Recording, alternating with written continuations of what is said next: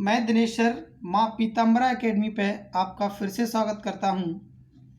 आज हम जो कवर करने वाले हैं एमपी पुलिस ओल्ड पेपर 19 अगस्त 2017 का सेकंड शिफ्ट का जो पेपर है उसे कवर करते हैं, जिसका चौथा पार्ट पढ़ने वाले हैं। इससे पहले हम 3 पार्टों को कवर कर चुके हैं।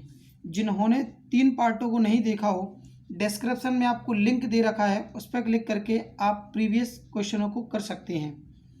तो चलिए कंटिन्यू करते हैं। आज का अगला प्रश्न, जो आज का पहला प्रश्न है, ये जो पहला क्वेश्चन है ये साइंस से रिलेटेड है। इसमें दे रखा है एस्ट्रोजन का रिलेशन अंडाशय से है, उसी प्रकार टेस्टोस्टेरोन का संबंध किससे है। तो जैसे एस्ट्रोजन है वो अंडाशय से जनरेट होता है, इसी प्रकार से टेस्टोस्टेरोन जो है आपका वृषण से जनरेट होता है। तो आंसर होगा इसका ऑप्शन नंबर ए। चलिए चलते हैं अगले प्रश्न पर। नरम मिट्टी से निर्मित निपटान योग्य कप, ये कुल्हड़ जिन्हें बोलते हैं, कुल्हड़ों को प्रोत्साहित नहीं किया जाता क्योंकि ये अस्वच्छ होते हैं। नहीं, ये गलत ऑप्शन है, ये स्वच्छ होते हैं बिल्कुल टोटली। दूसरा है आपका ऑप्शन, ये अनिर्वचनीय पदार्थों से बने होते हैं। नहीं, ये मिट्टी से बने होते हैं, ये भी गलत है।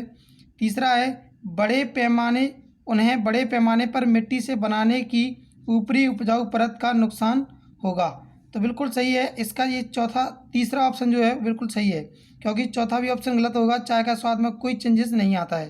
तो आंसर होगा इसका ऑप्शन नंबर सी। स्टूडेंट जो है 30% अंक लाता है, तो देखिए स्टूडेंट को कभी फेल नहीं होने चाहिए।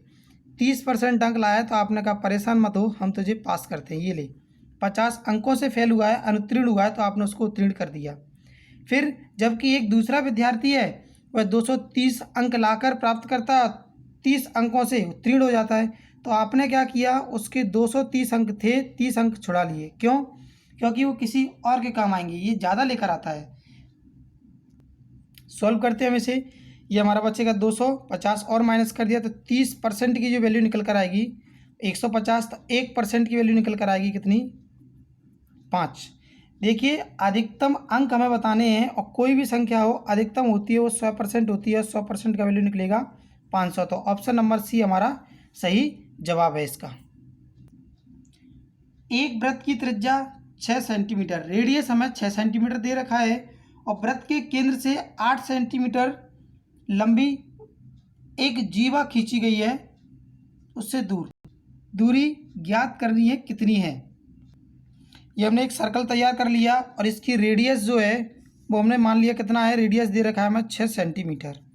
एक इसकी जीवा दे रखी है, जिसकी जीवा जो है 8 सेंटीमीटर की है, तो आपने एक जीवा डाल दी। और यहाँ से ये जो दूरी है ओ बिंदु से एम, हमने इसको नाम दे दिया, जीवा को नाम दे दिया ए बी। तो ओ से एम तक की दूरी हमें ज्ञात करनी है। जीवा की लंबाई 8 सेंटीमीटर है, तो आपने देखा ये 4 सेंटीमीटर होगा, तो ये भी 4 सेंटीमीटर हो जाएगा। हमें ये वैल्यू फाइंड करनी है। तो देखिए इसमें पाइथागोरस प्रमेय लगाते हैं। जैसे कर्ण का स्क्वायर कितना होगा, 36, और ये हमारा आधार है, इसका स्क्वायर देखेंगे तो ये हो जाएगा 16। इन दोनों का डिफरेंस जो निकल कर आएगा उसको हम यहाँ लिखेंगे। डिफरेंस निकल कर आया √20, और रूट से बाहर निकालते हैं इसको, तो ये निकल कर आएगा 2√5, जो कि हमें ऑप्शन नंबर सेकंड वाला गिवन है। चलते हैं नेक्स्ट क्वेश्चन पर। 10 सेंटीमीटर त्रिज्या के एक वृत्त की दीर्घतम जीवा की लंबाई क्या होगी। कोई भी वृत्त, जैसे हमने अभी पिछले क्वेश्चन में देखा था कि वृत्त की सबसे बड़ी जो जीवा होती है वो वृत्त का व्यास होता है। जब त्रिज्या आपको 10 सेंटीमीटर दे रखी है तो उसका व्यास होगा 2 गुना, यानी 20 सेंटीमीटर इसका आंसर है। आज वर्षा होगी, इसकी प्रायिकता जो हमें दे रखी है वो 0.55 दे रखी है। इसकी क्या प्रायिकता है कि आज वर्षा नहीं होगी। तो देखिए वर्षा अगर होती, इसकी हमें अगर पूरी तरह जानकारी होती तो 1% मानते हैं, कंप्लीट जो प्रोबेबिलिटी निकलती है वो 1 निकलेगी। 1 में से हमने इसको माइनस कर दिया तो 0.54, जब पॉइंट को हटा दिया नीचे 100, इसको कैंसिल आउट कर दिया तो ये आ गया 9/20। 5 से हमने कैंसिल कर दिया, 5 का 9 गुना 45, 5 का 20 गुना 100 हो जाता है। तो आंसर आएगा उसका ऑप्शन नंबर सी। 8 मीटर लंबे, 6 मीटर चौड़े और 3 मीटर गहरे एक घनाव गड्ढे को 25 रुपये प्रति मीटर स्क्वायर की दर से खोदने के लिए श्रम का शुल्क क्या होगा। तो देखिए सबसे पहले हम चित्र बना लेते हैं इसका। इसका आयतन निकाल लेते हैं। आयतन निकालने के लिए हमें इसका तीनों साइडों का गुणा करना होगा। ये लंबाई है, ये चौड़ाई है और ये ऊंचाई है। तो 8, 6 और 3। देखिए 25 रुपये प्रति मीटर स्क्वायर है, तो आपने इसमें 25 का गुणा और कर दिया। जब इसे आप सॉल्व करेंगे तो ये निकल कर आएगा आपका 3600। Option number D. 288 centimetre square क्षेत्रफल के वर्ग में उत्कीर्ण एक वृत्त का क्षेत्रफल क्या है? हम इसकी आकृति बनाकर देख लेते हैं। तो हमने देखा ये वर्ग बना हुआ है जिसका क्षेत्रफल 288 मीटर स्क्वायर दे रखा है। तो वर्ग का जो क्षेत्रफल है 288 दे रखा है, उसका सूत्र होता है भुजा स्क्वायर। तो यहाँ से अगर हम भुजा का मान निकालेंगे एक हाथ, तो ये निकल कर आएगा आपका 12√2। फिर आपने देखा कि इसकी जो भुजा है वो यहाँ से यहाँ तक है, और ये जो है पूरा का पूरा सर्कल, उसका क्या निकल कर आया हमारा व्यास, डायमीटर। हम इसकी त्रिज्या निकालेंगे, जब रेडियस का मान निकल कर आएगा तो 6√2 निकल कर आएगा। तो अब हमें क्या करना है, इस वृत्त का क्षेत्रफल निकालना है। तो वृत्त के क्षेत्रफल को लगा देते हैं पाई आर स्क्वायर को। तो पाई आर स्क्वायर बराबर पाई का पाई और आर का जो वैल्यू है 6√2, तो इसको हमने यहाँ लिख दिया, 2 बार लिखेंगे। तो 36, 6 का 6 में गुणा किया 36, √2 गुणा कर दिया, तो 36 का 2 गुना हो गया 72। तो आंसर आएगा इसका 72 पाई। Option number D. देखते हैं हम नेक्स्ट क्वेश्चन। पीलिया होने की दशा में कौन सा अंग प्रभावित होता है? तो पीलिया से जो अंग प्रभावित होता है वो होता है यकृत। निम्न में से किस एक से सुनामी होने की संभावना होती है? सुनामी उसे बोलते हैं जब क्या है, समुद्र के अंदर पानी जो आपका बहुत ज़्यादा बढ़ जाए, या आपका जल जो है उथल पुथल कर दे पृथ्वी के हिस्से को। तो आंसर आएगा आपके इसका अधोजल भूकंप, यानी जल के अंदर भूकंप आ जाए जिससे जल आपकी लहरें उठने लगें, इधर उधर बहुत तेज़ी से फैल जाए। तो आंसर होगा इसका अधोजल भूकंप, क्योंकि जल से आने वाले भूकंप को ही सुनामी कहा जाता है। अपशिष्ट जल उपचार की प्रक्रिया को कहा जाता है, तो इसकी प्रक्रिया को कहा जाता है मल जल शोधन। Option number D. जब कोई व्यक्ति अत्यधिक खाता है उसका खाली स्थान ऊतक वसा से भर जाता है, तो ये वसीय रूप से जो है भर जाता है। अब देखते हैं नेक्स्ट क्वेश्चन। जब वायु में एल्कोहल दहन करता है तो ऊर्जा के रूप में मुक्त होती है, तो ऊर्जा के रूप में ऊष्मा और प्रकाश मुक्त होने लगती हैं। रेगिस्तान के पौधों में जल हानि की दर इसकी उपस्थिति, तो ये जो होती है क्यूटिकल की उपस्थिति के कारण कम हो जाती है। Option number B. नाभिकीय ऊर्जा संयंत्र के रिएक्टर में ऊर्जा निम्न प्रक्रिया के माध्यम से उत्पन्न होती है, तो ये होती है नाभिकीय विखंडन के रूप में। ये क्वेश्चन बहुत ही पॉपुलर है, इसे जानते भी सब हैं और ये बार बार रिपीट होता है। तो आपने पिछले सेट में भी देखा था, ये पिछले में भी रिपीट हुआ था कि एक किताब पढ़ते समय पुस्तक और आँख के बीच की आवश्यक न्यूनतम दूरी कितनी होती है? तो वो होती है 25 सेंटीमीटर। नेक्स्ट क्वेश्चन फिर से हमारा साइंस का है। मोसेस वायुफ्राइड होते हैं जो इससे पहचाने जाते हैं। ये जो पहचाने जाती हैं प्रभावी गैमेटोफाइटिक प्रवस्था से पहचाने जाते हैं। दोस्तों हमारा जो आता है लगभग 13 से 14 प्रश्न हमारे साइंस के बनते हैं प्रत्येक एग्जाम के अंदर, प्रीवियस पेपर के अंदर देखा गया है ऐसा। देखते हैं नेक्स्ट प्रश्न। मधुमेह के लक्षण हैं कम पेशाब, भूख ह्रास और थकान, पेशाब न आना या बारंबार पेशाब या और असमान प्यास। तो इसका ऑप्शन होगा आपका डी।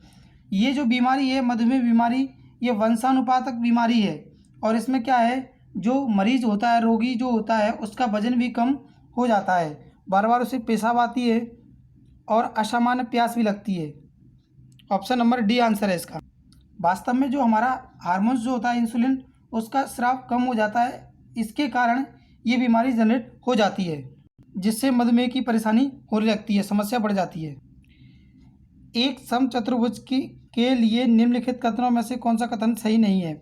सभी भुजाएं समान होती हैं। तो देखिए समचतुर्भुज की रोम्बस की बात कर रहा है तो इसकी सभी भुजाएं समान होंगी। हम इसका चित्र बनाकर देख लेते हैं।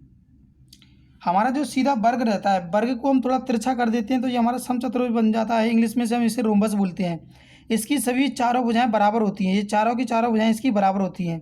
विपरीत कोण समान होते हैं, विपरीत कोण ये कोण एक समान होगा तो ये कोण भी एक समान होगा। ये इसके जो विकर्ण होते हैं वो एक दूसरे को समकोण पर काटते हैं, बिल्कुल काटते हैं। तो आसन कोण एक दूसरे के पूरक नहीं होते, तो यही इसका आंसर है, आसन कोण कभी भी इसके एक दूसरे के पूरक नहीं होते हैं। इस क्वेश्चन में मैं यहाँ पर @ लगा कर दिया गया है और इसका वैल्यू फाइंड करने के लिए बोला गया है, क्योंकि इसके गुणा में लिखा हुआ है। तो इस पूरी संख्या का इसमें भाग लगाना पड़ेगा। जब हम भाग लगाएंगे ये निकल कर आएगा हमारा पहला ऑप्शन, जबकि इसमें पहला और दूसरा दोनों एक जैसे दे रखे हैं। आइए हम इसको करते कैसे हैं ये समझ लेते हैं।